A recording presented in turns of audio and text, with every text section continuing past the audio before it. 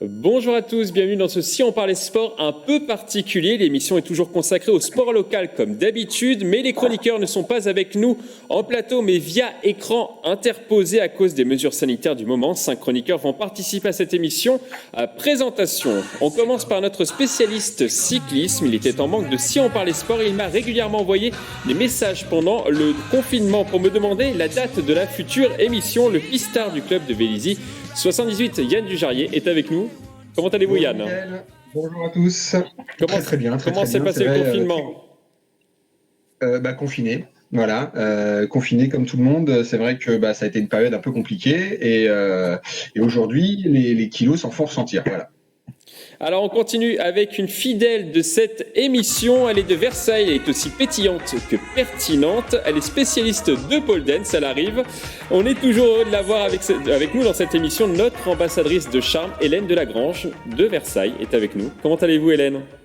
Eh bien, très bien. Bonjour Mickaël, je suis ravie de vous revoir tous. Vous m'avez manqué toutes ces semaines et ces mois qui sont passés. Et comme dit Yann, on est un petit peu, on va pas parler de kilos, on va pas fâcher, mais voilà, on se sent quand même un petit peu en manque de sport là. Bon, ça va bientôt reprendre, normalement. Oui, on espère. Normalement. Alors lui est un petit nouveau de cette émission. Il fête aujourd'hui son 7e passage dans ce talk. Espérons que ce chiffre 7 lui portera chance. Il pratique plusieurs disciplines et notamment le handball fauteuil. Il est fan de Saint-Étienne. Stéphane Debizet est avec nous. Comment allez-vous, Stéphane ? Bonjour. Ça va bien, hein, ça va. Ouais, ça va bien. Oui, vous faites un peu la moue là, non ? Ouais, non, parce qu'on n'a pas repris toujours le sport et puis ça manque. Voilà. Bon, ça manque. Pareil, normalement, il faudra patienter encore un petit peu, mais normalement, ça devrait aller. On termine par nos spécialistes rugby. On commence par notre Versaillais. On le surnomme le gladiateur. Il n'hésite pas à dire ce qu'il pense et tout cela en alliant poigne et détermination. Pierre Chevalier du Rugby Club de Versailles est avec nous. Pierre Chevalier, comment allez-vous ? Ça va très bien, très heureux comme mes petits camarades de se retrouver tous, même virtuellement. Ça fait du bien de voir vos tronches les uns les autres.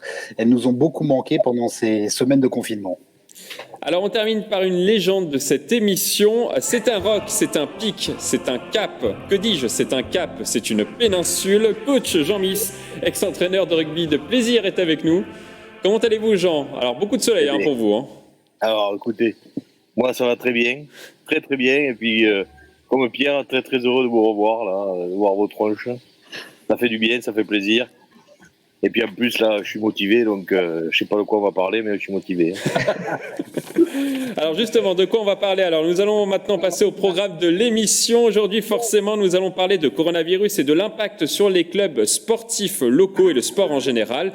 Nous parlerons agenda avec les différents rendez-vous qui ont été annulés, les JO de Tokyo, la course Paris-Versailles ou encore l'Open de France de golf. Coup de projecteur également sur les conséquences économiques sur les clubs locaux. Mais tout d'abord, zoom sur les différents classements de cette saison.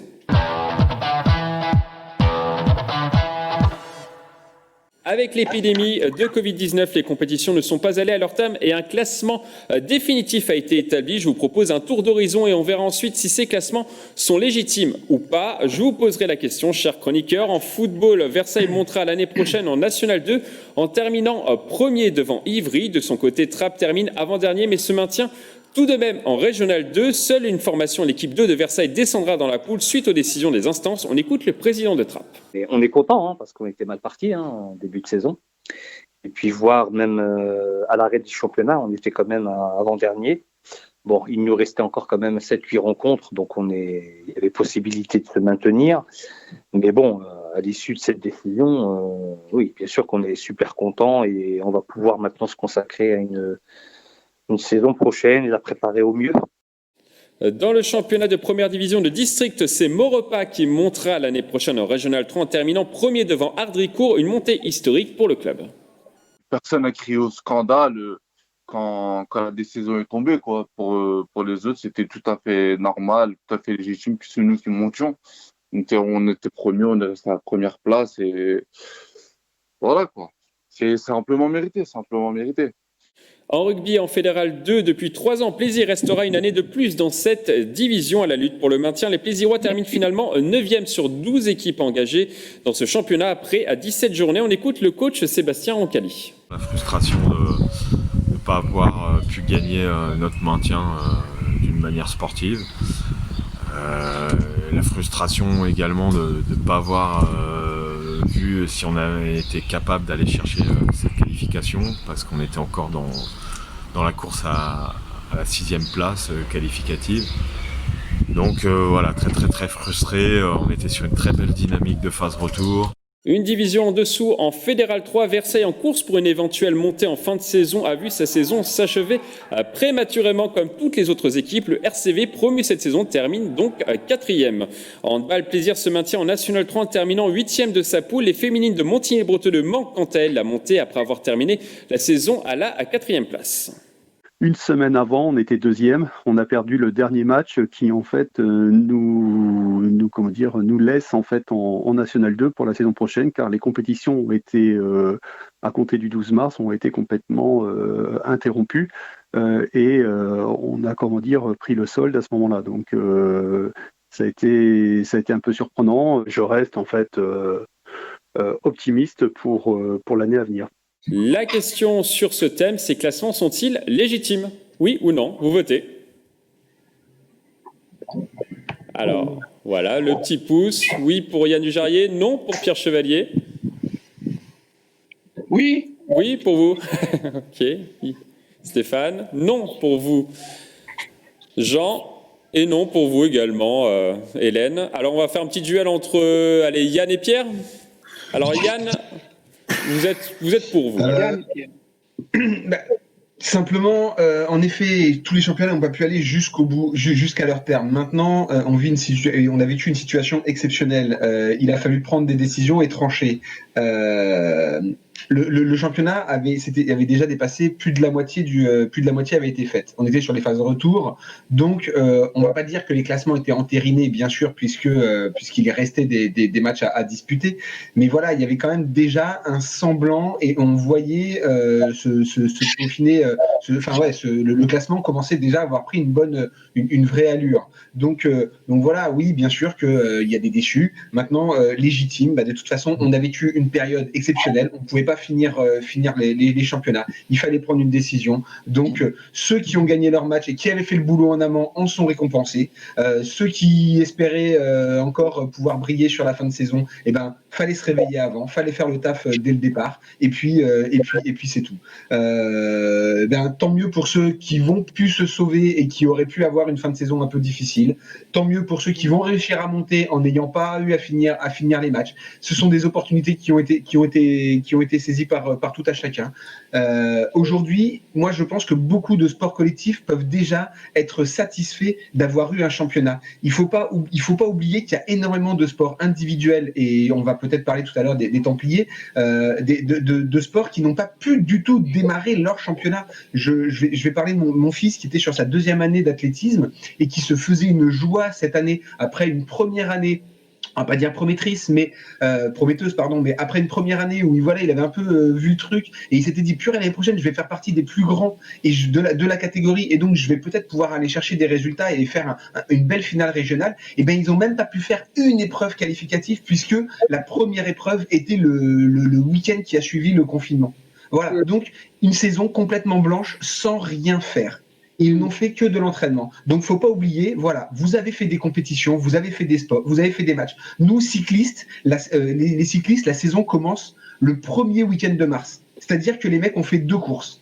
Et maintenant, on va leur dire, vous reprendrez en septembre. Donc voilà, vous avez déjà vécu une saison. Vous avez vécu une saison qui a été tronquée, mais au moins, vous avez été jusqu'au bout. Oui, je finirai là-dessus, Jean. C'était vraiment le mot de la fin. Pierre Chevalier. Je mets un préambule tout de suite en action. C'était simplement pour pouvoir au moins polémiquer un petit peu sur cette question-là, parce que évidemment situation exceptionnelle, décision exceptionnelle, mais pour vraiment répondre scrupuleusement à la question, est-ce que ces classements sont légitimes, je réponds non, puisque l'équité sportive n'est pas respectée et que justement Yann le rappelait, on a été dans les phases retour et on sait très bien dans les sports collectifs, alors pas forcément dans les sports individuels, mais dans les sports collectifs, que les phases retour peuvent être palpitantes et surtout aussi très différentes des phases aller. Donc là où je trouve qu'ils ne sont pas légitimes, évidemment en mettant des gros guillemets et une énorme parenthèse sur cette période exceptionnelle que nous venons de vivre, c'est que justement le jeu était faussé, les dés étaient pipés à ce moment-là parce que justement toutes ces équipes qui bataillaient soit pour des qualifications, soit pour ne pas descendre, ou finir dans le ventre mou, n'ont pas pu se disputer en fait l'équité sportive et les armes à la main. Et donc, certes, il a bien fallu statuer et puis prendre une décision pour que les saisons finalement arrivent à leur terme. Il y avait également la possibilité de déclarer que l'ensemble était saison blanche compte tenu du contexte. Évidemment, il y a énormément de conséquences il y aurait eu énormément de conséquences à cette décision-là. Ça n'a pas été le cas. Il a fallu prendre une décision, mais donc sportivement et vraiment littéralement, ces classements ne sont pas légitimes. Ils ont au moins le mérite d'exister désormais en sanctionnant et en concluant cette saison définitivement très particulière pour tous les sports collectifs et tout le sport en général. Hélène, qu'est-ce que vous en pensez? Qui vous a le plus convaincu? Non, je suis d'accord avec Yann concernant le fait que faut pas attendre le dernier moment pour se réveiller. Il faut essayer d'être efficace dès le début. Voilà, je vais pas reprendre les arguments de Yann, mais c'est vrai que les rencontres sont aussi aléatoires. C'est du tirage au sort aussi parfois. C'est des matchs sur lesquels on compte et qu'on peut pas jouer. C'est une organisation d'équipe qui va être comme ça à l'instant T et qui va peut-être être différente un mois plus tard parce qu'il va se passer quelque chose voilà. Donc c'est vrai que c'est quand même mieux quand c'est jugé sur une saison complète. Maintenant, voilà, c'est des circonstances exceptionnelles. Il faut statuer, comme le disait Yann, et voilà, malheureusement là, ça se passe comme ça pour cette saison-là. Voilà, en espérant que l'année prochaine, on puisse avoir une saison complète et que chacun puisse aussi tirer la leçon d'être performant, d'essayer de travailler dès le début, d'être plus stratégique dès le début. Donc, voilà, on verra ça l'an prochain, je pense. Stéphane Debizet, est-ce qu'il n'y a pas un problème aussi au niveau des instances? Parce que finalement, tout le monde a eu sa règle. Il y a eu la Fédération française de foot qui a établi sa règle. Il y a également eu le handball qui a établi sa règle avec deux montées, deux descentes comme d'habitude. La Fédération française de football, c'est une montée, une descente dans les championnats amateurs. Est-ce que finalement, il n'aurait pas fallu que tout le monde s'accorde, Stéphane? Oui, c'est sûr. Oui. Oui, ils auraient dû tous se mettre d'accord là-dessus. Mais moi, je suis d'accord avec Yann. Le championnat s'est arrêté à un instant T. Donc, ceux qui montent, ils montent. Ceux qui descendent, descendent. Tout s'arrête quand la décision a été prise d'arrêter ça à cause du coronavirus. Après, Jean, oui. par exemple, Stéphane, par exemple, il y a des équipes qui se sauvent finalement. Trappes se sauve finalement. La décision a été prise de tout arrêter à un instant précis. Donc, c'est comme si le championnat s'arrêtait. Donc, ceux qui montent, ils montent. Ceux qui descendent, descendent. C'est tout. C'est comme ça. Et puis voilà. Jean, on vous a pas entendu sur la question encore. Vous avez interagi avec les émoticônes. Non, mais moi j'ai voté contre. J'étais de l'avis de Pierre. Et c'était pas pour débattre. C'était parce que là, contrairement à ce qui a été dit, je suis pas tout à fait d'accord sur le fait qu'il fallait faire le nécessaire en début de saison. Parce que là, un sport collectif, une saison, c'est une saison entière. Et qu'on prépare pas une saison pour gagner tout le début et après dérouler le reste de la saison. C'est pas vrai. C'est pas possible. Donc une saison, c'est une saison complète et que le fait que ce soit pas allé au bout, c'est un petit peu tronqué. Mais c'est une situation particulière, on l'a tous dit. Donc il fallait bien prendre une décision. En ce qui concerne le rugby, il n'y a pas trop de déçus puisqu'il n'y a pas de descente. Donc on peut pas dire que les clubs fassent la gueule puisqu'il n'y a que des montées jusqu'à de national. Il n'y a qu'en régional où il y a quelques descentes. Mais sinon, il n'y a pas de déçus au niveau des clubs. Mais il fallait prendre cette décision. Mais par contre, au niveau des résultats sportivement, une saison, c'est une saison complète où ne serait-ce que quand un entraîneur arrive, il faut du temps. Et ça ne se fait pas un coup de baguette magique. Donc une saison est largement je dirais, c'est même pas suffisant quelquefois pour pouvoir voir les fruits et les bénéfices de son travail. Donc voilà, c'est dans ces cas de figure dont j'avais parlé. Yann Dujarrier. Oui, donc ouais, comme Jean vient juste de le dire, c'est qu'une saison, ça ne se joue pas sur une période dans la saison, ça se joue sur toute une saison. Donc ça veut bien dire que à partir du moment où on joue la saison en entier, et bien du coup, les performances qui ont été réalisées depuis le début doivent compter et doivent permettre de pouvoir finaliser un classement à n'importe quel moment. Moi, je reste sur ma décision et dans ce que dit Jean, je pense que ça va dans mon sens. Mais est-ce qu'il n'aurait pas fallu que toutes les instances, je reviens à ma question, que toutes les instances se concertent ou même concertent les clubs, parce que les clubs n'ont pas forcément tous été concertés dans cette décision. C'est pas possible. Vous avez il y a des championnats où il y a 10, 12 clubs, d'autres il y en a 8. Enfin voilà, c'est chaque sport a ses spécificités. Donc non. Et en plus, chaque sport n'était pas non plus au même moment dans sa saison. Vous voyez ce que je veux dire? C'est-à-dire qu'il y en a qui avaient peut-être même à peine commencé les matchs allés, alors que d'autres les avaient déjà entamés très largement. Par exemple, on va prendre l'exemple des Templiers et des Lancourt qui n'ont commencé leur saison qu'en janvier. Voilà. Pour le baseball, on va en parler juste après. Le baseball n'a pas du tout commencé sa saison. Et voilà, donc du coup, on ne peut pas uniformiser et dire ce sera la même chose pour tout le monde, puisque tout le monde n'était pas au même point dans son championnat. Alors, on va passer maintenant à une nouvelle thématique, mais on continue à parler de ce coronavirus et de ses conséquences sur les clubs locaux et notamment financiers. Cette saison dans le stade Jean Maréchal de Montigny-le-Bretonneux va sonner creux. Les Cougars, le club de baseball, on en parlait justement, qui devait reprendre au printemps, ne joueront finalement aucun match à cause du coronavirus. La fédération a décidé d'annuler la saison, un coup dur financier pour les dirigeants du club privé, notamment de merchandising et de buvette. C'est pas qu'on soit vraiment... je dirais en complet danger, mais c'est relativement inquiétant quand même. C'est une situation vraiment inattendue. Les temps sont durs pour les Cougars, mais on a quand même la chance d'être soutenu toujours au niveau département, au niveau de la région, au niveau de la mairie, au niveau de l'agglomération, qui n'ont pas retiré en fait les budgets qui étaient alloués.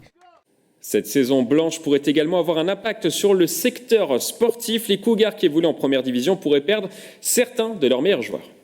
Ce qui pourrait jouer contre nous, malheureusement, c'est aujourd'hui les championnats allemands, tchèques, italiens sont en passe de reprendre, puisqu'ils ont des situations moins perturbées que les nôtres. Il se pourrait vraiment qu'on ait des joueurs qui avaient déjà été contactés cet hiver, puisque l'année dernière on a fait une 3e place en Coupe d'Europe B. On a des joueurs qui avaient déjà été contactés, qui ont toujours des contacts et qui seraient susceptibles de trouver d'autres clubs. Les Cougars de Montigny-le-Bretonneux espèrent désormais rouvrir cet été pour les stages d'animation pour les jeunes à partir de la 2e quinzaine de juillet. L'équipe première devrait quant à elle reprendre du coup en 2021. Une petite réaction par rapport aux Cougars de Montigny-le-Bretonneux, Jean? Oui, écoute, eux ils n'ont pas de chance. Hein. Pas de chance. Il y a qu'à faire notre sport. Yann. Quelle réaction, Jean? Pas de chance. Comment? Pas de chance, Yann. Pas de chance. Et voilà, le championnat est fait comme ça. Ils doivent commencer à jouer à partir du mois de mars jusqu'à une certaine période. Ben oui, on peut dire que c'est pas de chance, mais c'est les règles et puis c'est tout. Donc on a vécu exactement la même chose avec mon fiston, quoi. Voilà, on devait commencer la première compète on a été confiné le 18, donc ça c'était le 21 mars, quoi. Donc 21 ou 22 mars. Voilà, c'est pas de chance. Et franchement, on a espéré très longtemps à se dire, si le confinement dure qu'un mois et demi, on pourra peut-être faire 2-3 manches qualificatives qui permettraient de faire une finale au mois de juin. Et puis, le temps avançant et voyant la situation, on s'est vite résigné et on reprend l'entraînement seulement aujourd'hui. Alors moi, mes enfants ont eu la chance de pouvoir courir et s'entraîner parce que je les ai pas laissés à rien faire. Je pense que c'est très très important donc de pouvoir continuer d'avoir une activité sportive, mais c'est pas le cas pour tout le monde et ça va créer des décalages dans les mois et années à venir, je pense. Stéphane de Bizet, je donnerai ensuite la parole à Pierre Chevalier. Stéphane de Bizet. Oui, je veux dire, c'est vraiment pas de chance parce que nous, joueurs en rugby fauteuil, Pour une fois, on était qualifié en finale de la Ligue 1 pour jouer le titre de champion de France et on avait la chance d'arriver au bout.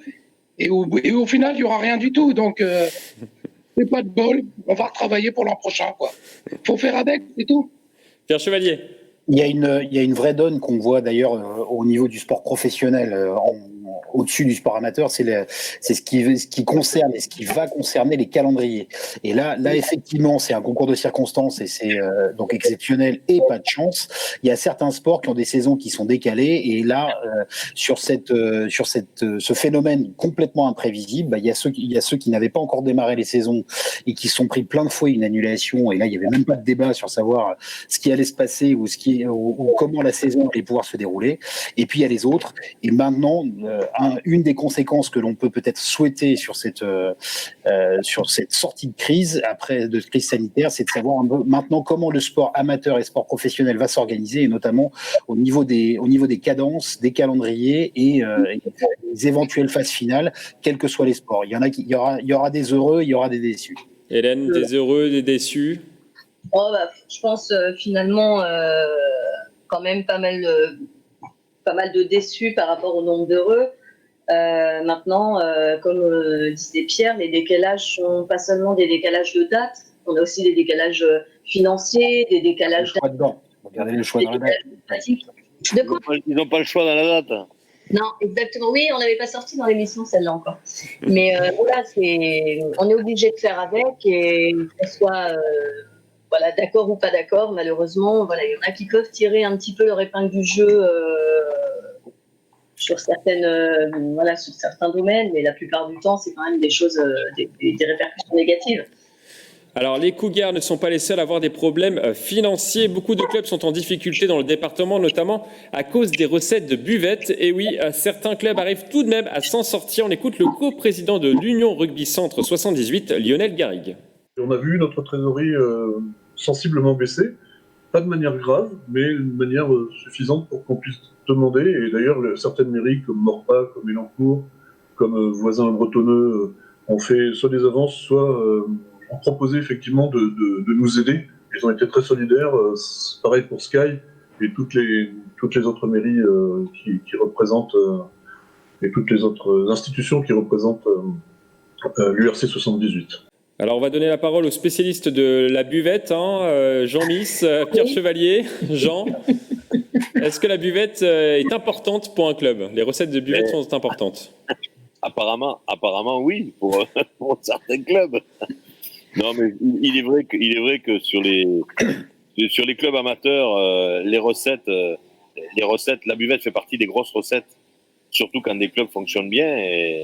Et c'est un manque à gagner qui est assez important, c'est effectif. Le second, à mon avis, et ce qui va être le plus important, va être les partenariats, parce que situation exceptionnelle, toutes les entreprises, les budgets de partenariat vont être les premiers supprimés, et c'est ce qui va faire énormément de mal au club amateur dans toutes les disciplines confondues.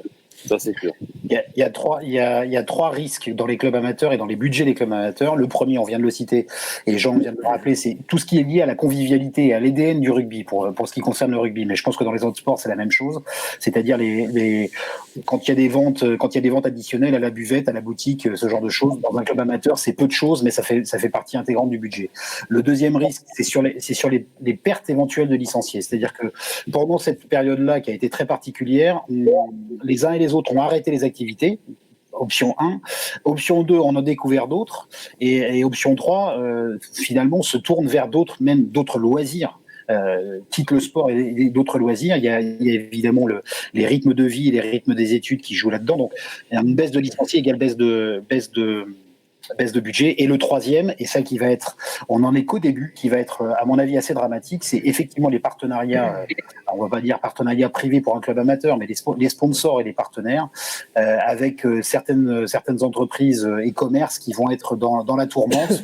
On a dans les clubs amateurs des sans être péjoratif, des partenaires de petite taille, des petits commerces, des petites entreprises, PME, TPE, et elles vont être dans la tourmente. Et notamment, on attend vraiment le gros creux de la vague en septembre.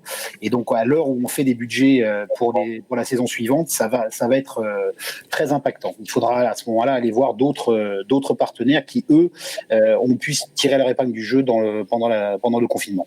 Alors la question sur ce thème, est-ce que ce Covid-19 est une catastrophe pour les structures locales? Une catastrophe, hein, j'insiste bien là-dessus.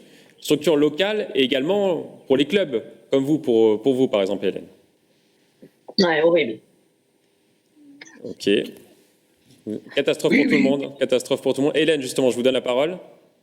Ah bah terrible, parce que les répercussions, elles sont pas seulement à l'instant T où on a la structure fermée, voilà, par obligation, on a aussi la perte d'adhérents, enfin de clients, les gens qui se tournent vers des choses alternatives qui finalement sont même pas forcément sécurisantes ni rien.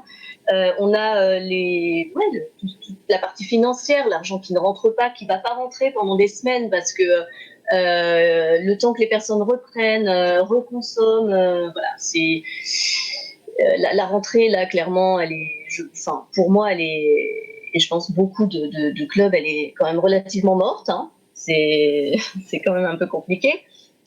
Donc voilà, et en plus on n'est quand même pas énormément soutenu par tout ce qui est ministère des Sports, etc. Donc je rappelle votre sport, hein, le pole dance. Hein.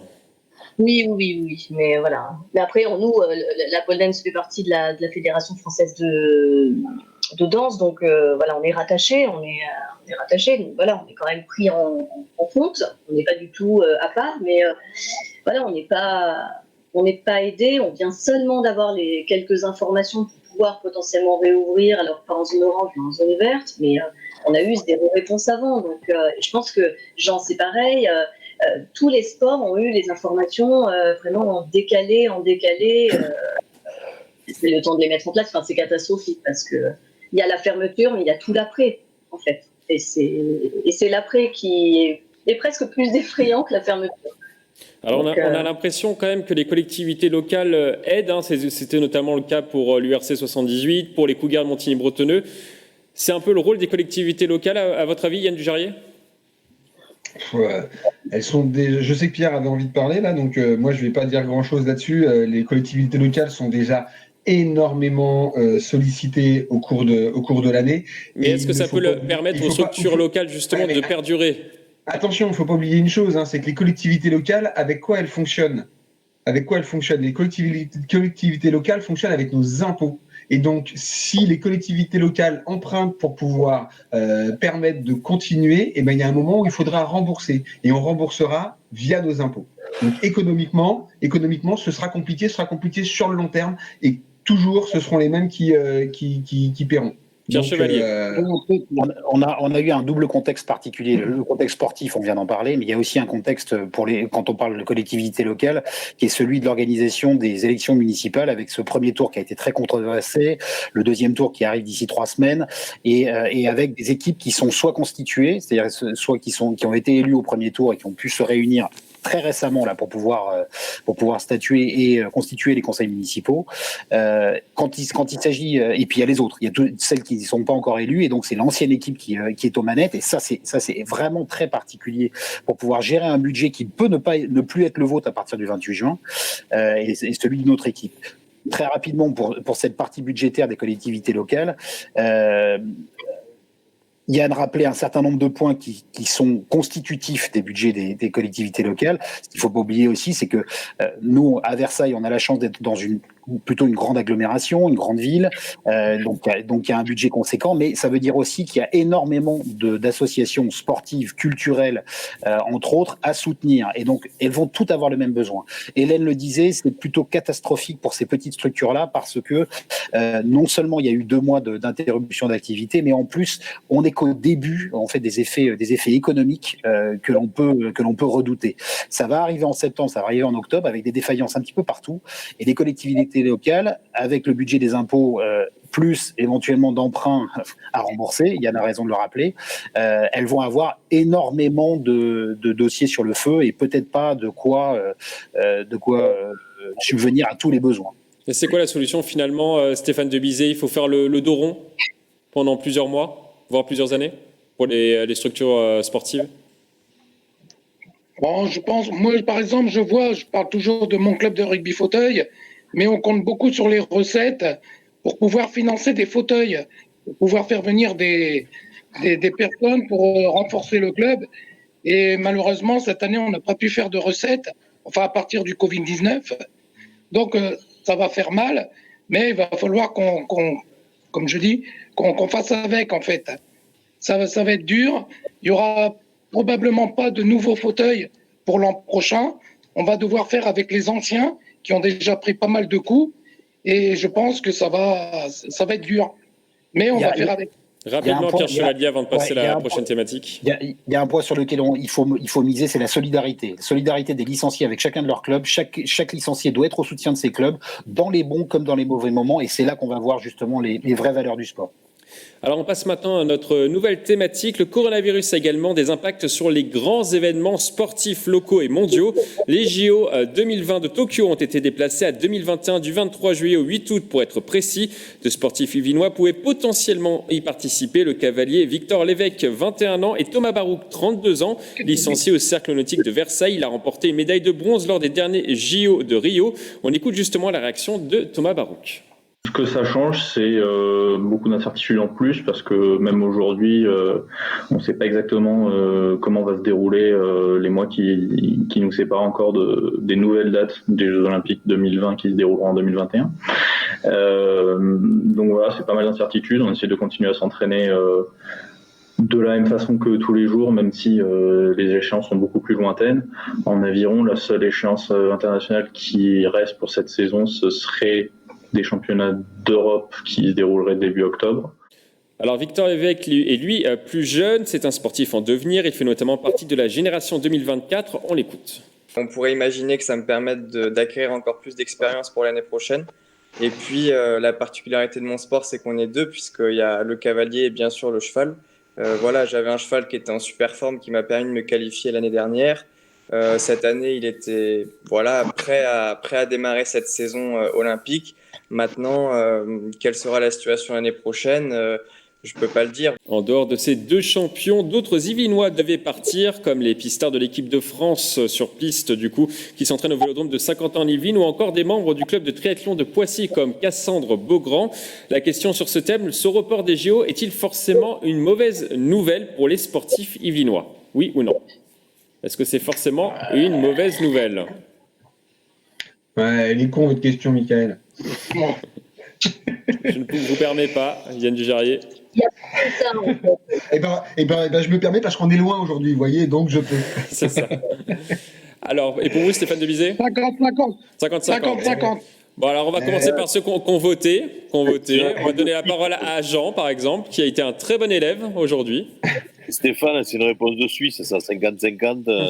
Normand. Ça, c'est les gens qui veulent pas trop se mouiller, ça. Alors Jean, vous qui voulez vous mouiller, justement, voilà. Qu'est-ce que vous en pensez?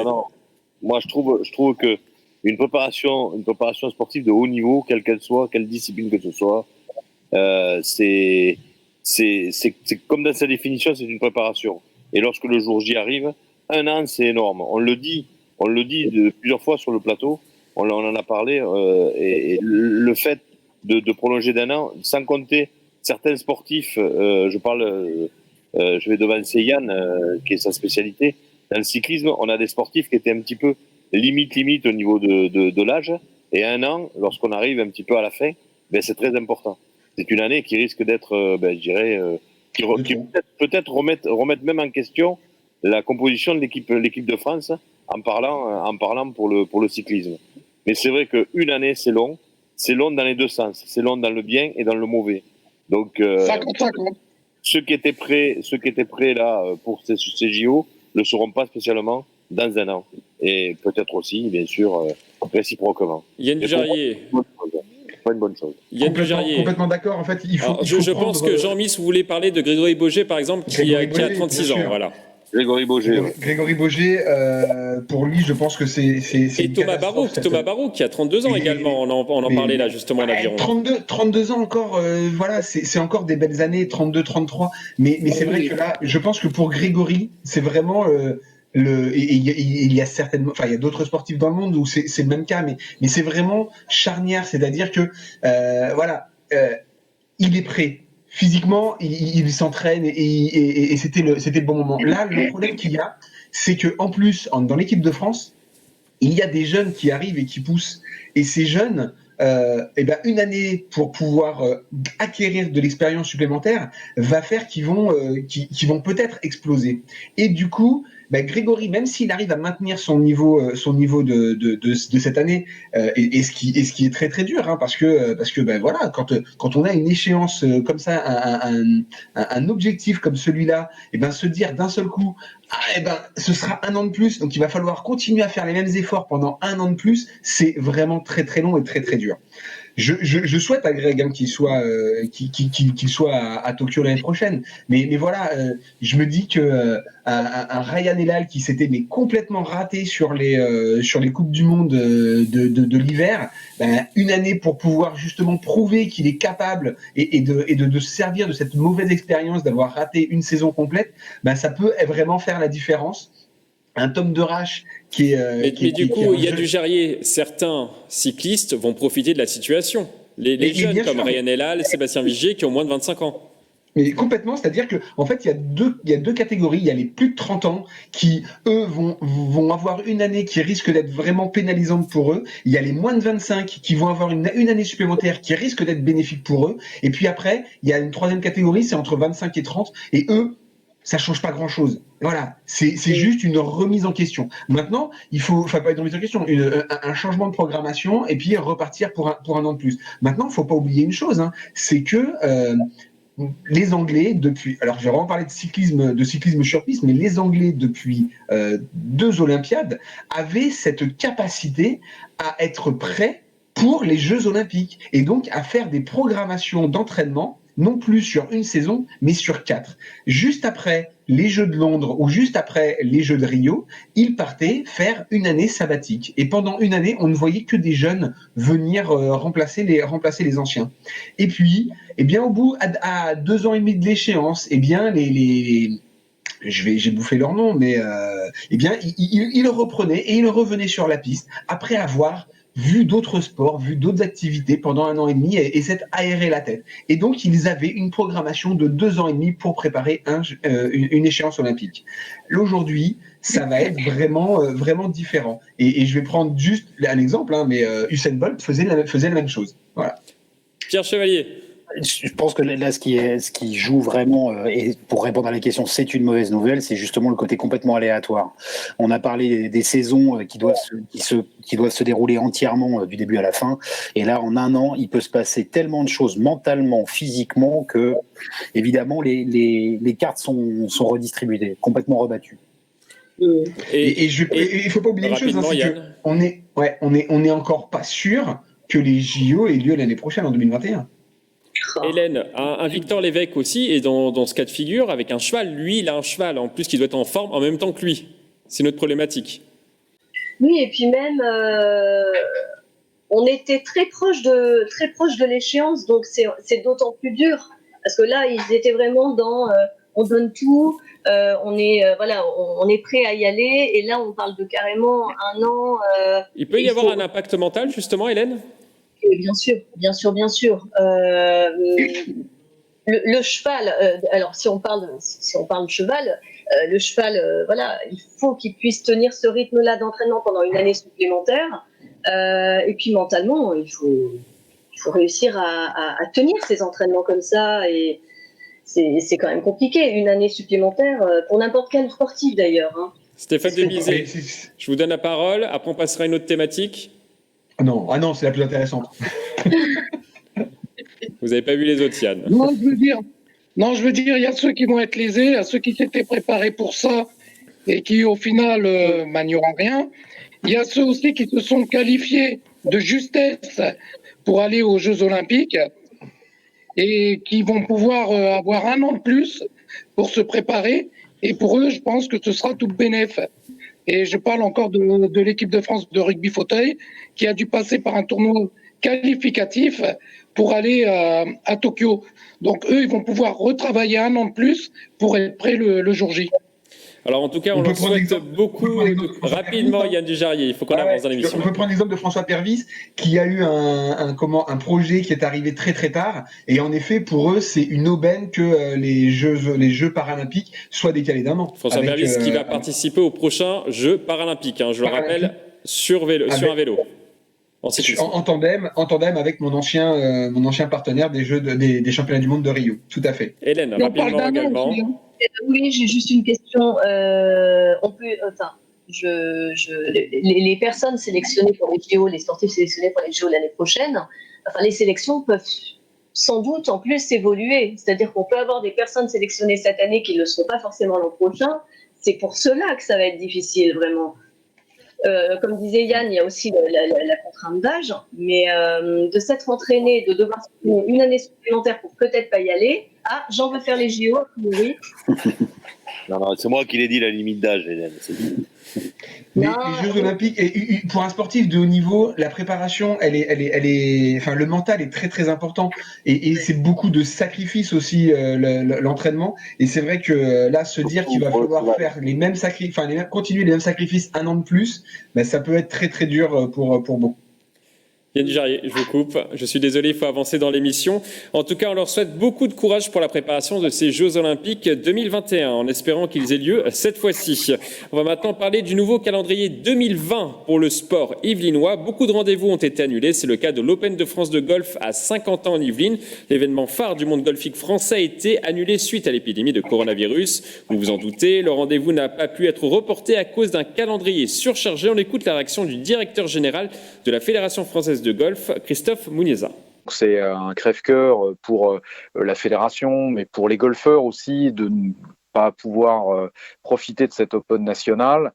Après, c'est une évidence de le dire, mais on comprend très bien que le contexte sanitaire actuel ne nous permettait pas d'organiser l'épreuve dans de bonnes conditions. C'est un triste devoir de réalité auquel on est confronté, et on a envie de se projeter d'ores et déjà vers l'édition 2021. Alors je vais vous proposer plusieurs événements et à chaque fois il faudra dire si oui ou non il fallait annuler l'épreuve. Alors est-ce qu'il fallait annuler cette Open de France de golf 2020 ? Oui ou non ? Non, oui. On vous a pas vu, Jean, voilà. On fait un petit duel, allez, le retour entre Pierre Chevalier et Yann Dujarrier. Yann Dujarrier. Non, le golf, c'est le premier sport qui a repris après le confinement, puisque c'était le sport le plus facile pour pouvoir conserver la distanciation, les distances sociales. Donc, je ne comprends pas. Et en effet, alors après, la seule chose que je peux comprendre, c'est par rapport à l'attrait du public. Le public, c'est toujours beaucoup plus difficile à gérer. Mais après, en termes de compétition, les golfeurs, c'est assez simple de gérer cette distance sociale. Donc dommage. Et puis après, je pense aussi que de toute façon, les difficultés financières seront pour tout le monde. Même le golf en prendra aussi sa claque comme tout le monde. Pierre Chevalier.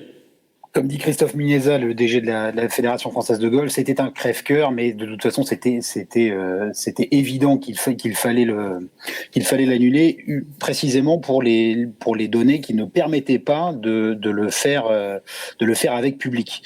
Et je rappelle qu'il n'y a pas de tribune en golf, voilà, surtout sur le golf national de Saint-Quentin. On suit les parties quasiment au plus proche. C'est ça qui est fantastique en conditions normales de jeu, c'est qu'on est au plus près des champions nationaux et internationaux.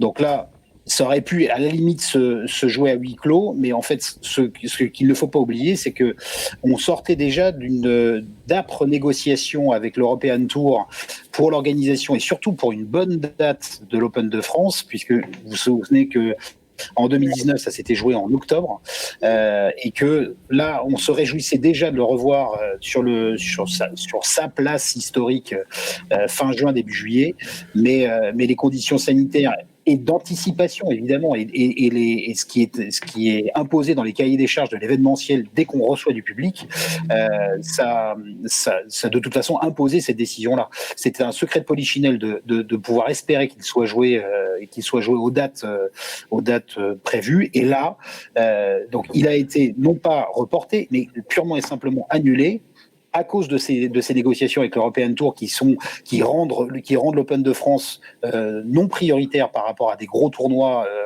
anglo-saxons ou américains. Et il n'y avait plus de place dans le calendrier de fin d'année à partir de septembre pour reporter l'Open de France. Donc malheureusement, obligation de l'annuler dans ces conditions. Pierre, t'es bien d'accord avec moi. C'est juste le fait de ne pas pouvoir accueillir le public. Jouer au golf. Public et organisation. Tu as raison de rappeler que c'est un des sports qui finalement aurait pu même être pratiqué pendant le confinement.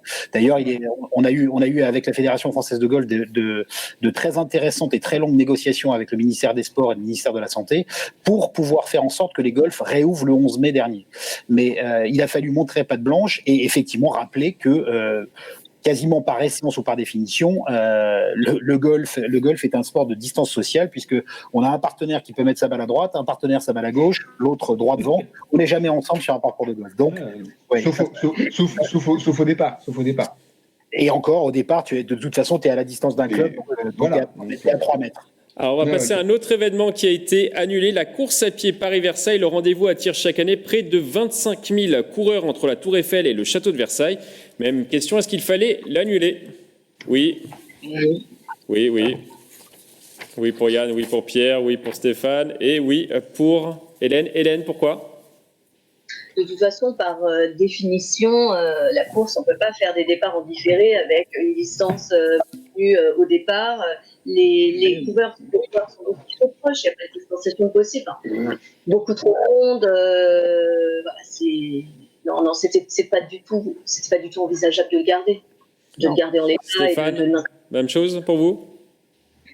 Oui, c'est pas possible de respecter la distanciation, même en faisant des départs différés. On se rattrape tôt ou tard, on est collés les uns aux autres. C'était impossible, il fallait l'annuler. On ne peut pas courir non plus, je ne vois pas trop ce qu'on peut faire. Il n'y a pas de solution pour la course. Alors, d'autres événements vont quant à eux se tenir cette année. Le Tour de France 2020 a été déplacé à la fin de l'été. La grande boucle sera programmée du 29 août au 20 septembre. La dernière étape passera par les Yvelines pour la deuxième année consécutive. Le peloton s'élancera de Mantes-la-Jolie en direction des Champs-Élysées pour 122 km. De son côté, le tournoi de tennis de Roland-Garros sera programmé du 20 septembre au 4 octobre aux Portes d'Auteuil. De nombreux jeunes ramasseurs de balles yvelinois seront sur l'événement et des tennisman du département pourraient également être présents comme Arthur Rinderknecht. Pareil, ces événements, est-ce qu'il fallait les maintenir ou pas ? Tour de France, Roland-Garros ? Oui. J'ai l'impression que vous êtes timoré, Stéphane. Il fallait le maintenir ? En fait, tout ça, ça dépend de l'évolution ou pas du coronavirus. S'ils ont trouvé des médicaments, des vaccins, tout ça, on ne sait pas. Pour l'instant, on est dans l'inconnu. Septembre, c'est encore loin. Donc, on ne sait pas où on en sera au niveau de l'épidémie à ce niveau-là. Yann Dujarrier, Tour de France, bien sûr que c'est obligatoire un Tour de France. C'est obligatoire, mais c'est pas que un Tour de France. C'est plein de monuments qui ont besoin d'avoir leur compétition conservée cette année. Je suis désolé, mais on doit terminer aussi le tournoi destination. Il doit se finir. C'est pas possible. Et ça va être très compliqué. Je sais pas quelles sont les instances, quelles sont les décisions là-dessus, mais voilà, on peut pas, on doit le finir. Malheureusement sans grand chelem, mais voilà, pour moi, bien sûr qu'un Tour de France doit avoir lieu, bien sûr qu'un Roland-Garros doit avoir lieu, la même chose pour Wimbledon. Voilà, il fallait réagir et remodéliser les calendriers. Il faut savoir une chose, c'est que ce virus, il va disparaître dans les semaines à venir de sa belle mort, et puis il réapparaîtra. Mais comme la grippe, Stéphane, tu peux dire ce que tu veux, mais comme la grippe disparaît à chaque fois. Nous n'avons pas encore d'éléments, Yann Dujarrier. Nous n'avons pas encore d'éléments là-dessus. Non, mais il y a un moment. Il y a un moment, c'est un Covid et les Covid. Attendez, c'est pareil. On nous dit, faut pas aller à la piscine, etc. Alors que les gens qui sont spécialistes du Covid nous disent que à partir du moment où le virus est en contact avec l'eau, il perd 50% de sa contamination. Il y a un moment, faut être réaliste. On est surprotégé aujourd'hui. Donc, et en plus, on est surprotégé pour une très faible partie de la population. C'était le coup de gueule de Yann Dujarrier. Je pense qu'il a dit beaucoup de conneries. On parle sport, voilà. Ouais, on parle sport. On parle sport, mais justement, je trouve que le sport est très très impacté. Et aujourd'hui, on va on va subir les conséquences pendant de longues années derrière suite à ce Covid. Bon, en tout cas, on va partir sur un rendez-vous une bonne note, on va dire, un rendez-vous qui va se tenir. A priori, le départ du Vendée Globe 2020 est programmé le 8 novembre, donc 2020 depuis les Sables d'Olonne en Vendée. Sur ce tour du monde en solitaire, on devrait retrouver Louis Burton, le skipper originaire de Rambouillet. Le sportif de 34 ans participera à son 3e Vendée Globe. Il avait terminé 7e de la dernière édition. Louis Burton nous a justement envoyé une réaction. On est en train de finaliser la préparation de Bureau-Vallée et la mise à l'eau. On va attaquer normalement la qualification de 2000 milles au mois de juin afin d'être prêt pour s'entraîner sur la performance au mois de juillet, au mois d'août et au mois de septembre. L'idée étant d'arriver sur ce Vendée Globe donc avec un très bon bateau préparé par une équipe performante et avec un objectif de faire mieux que la dernière fois en 2016-2017 où j'avais pu terminer 7e de la course sur le précédent Bureau-Vallée. Donc un top 7 et idéalement un top 5. Et voilà, et merci pour votre soutien. C'est important. Votre avis sur la tenue du Vendée Globe, Jean, justement? Mais ça, c'est parfait. Par contre, là, au moins voilà une discipline qui honore le Covid. Non, mais moi, juste revenir très rapidement sur les événements comme le Tour de France et Roland-Garros, qui pour moi, outre l'aspect sportif, a surtout un aspect financier pour le maintien de ces compétitions. Et tout ce qui va autour, les partenaires, le partenariat, et tout tourne un petit peu autour de l'aspect financier. Et c'est pour ça qu'on insiste pour les faire, pour qu'elles aient lieu, quoi. C'est pas spécialement sportif, quoi. Je suis d'accord avec Jean, on joue pas dans la même cour et c'est une question d'enjeu majeur. Quand on parle de Roland-Garros, du Tour de France, du Vendée Globe, c'est une exposition nationale, internationale, mondiale et évidemment, pareil, ne serait-ce que l'Open de France de golf qui est le plus vieil Open continental hors île britannique. On joue pas dans la même cour et n'a pas le même impact, n'a pas le même poids quand il s'agit de se dire qu'il faut maintenir ou pas maintenir. Et il y a une priorité de date pour ces grands événements qui sont des faire-valoir pour la France notamment et pour le Tour de France et Roland-Garros et qui sont impératifs de tenir si on peut le faire évidemment dans des conditions sanitaires les plus sécuritaires possibles. On va passer très très rapidement à la dernière thématique, c'est sur les sports qui vont être pratiqués là en ce moment, qui sont pratiqués en ce moment et les sports qui ne le sont pas. Il y a des sports, notamment le golf, qui est pratiqué en ce moment. C'est vraiment le sport à pratiquer en ce moment, Pierre Chevalier. Je le confirme. Ça a été, malgré tout, ça a été une grosse bataille auprès du ministère des Sports et de la Santé, comme je le disais tout à l'heure. Mais effectivement, une activité verte permet de respecter la distanciation sociale. Là, récemment, depuis hier, les terrasses des restaurants de golf parisiens et partout ailleurs en zone verte sont réouvertes. Donc, il y a un petit peu de convivialité. Les terrasses ne sont pas un sport, Pierre Chevalier. Bon, après, c'est la convivialité. Ça fait partie des valeurs de ce beau sport à pratiquer. Oui, donc maintenant, n'hésitez pas, venez essayer le golf, c'est le moment. Le tennis également possible à pratiquer. Qu'est-ce que vous en pensez, Yann Dujarrier?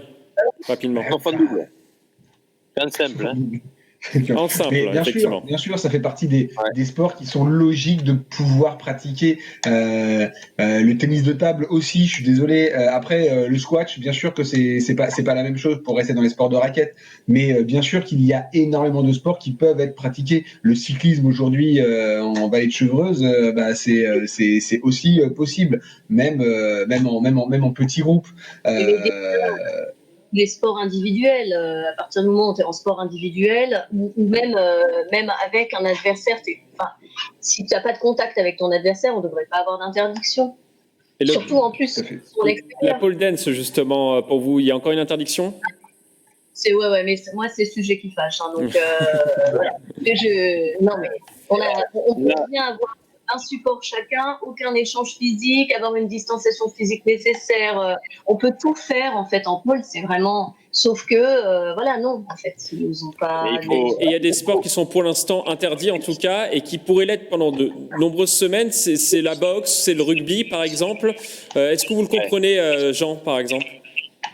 Donc je disais, oui, je reprenais ce qu'Hélène avait dit pour la pole dance.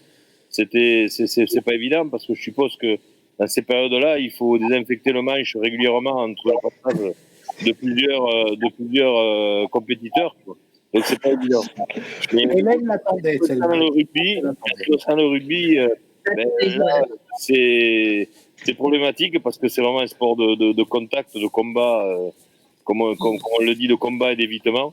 Et que pour l'instant, la distanciation sociale, elle est loin d'y être.